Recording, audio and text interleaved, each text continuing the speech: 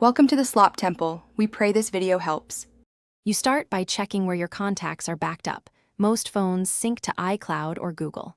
Once done, sign into the correct account on the device and make sure Wi-Fi is active so restores don't consume data. If you used local backups, connect your phone to the same computer. You should also verify the backup date so you know whether the deleted number is included. Acting now prevents overwriting. Proceed to scan account recovery options and export settings. You will now run the account restore features. Open Google Contacts and choose Restore to roll back to a previous snapshot, or visit iCloud Contacts and enable the recovery option. If you used third-party apps, check their built-in backups. WhatsApp and messaging apps often contain contact info in chat headers.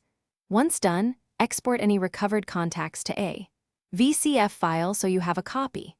Make sure to sync after restoring, and don't delete any accounts until you confirm the number is back.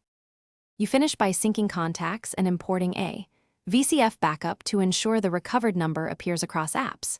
If you still don't see it, remove and reinsert the SIM and contact your carrier to request any stored numbers. Some carriers keep recent call records.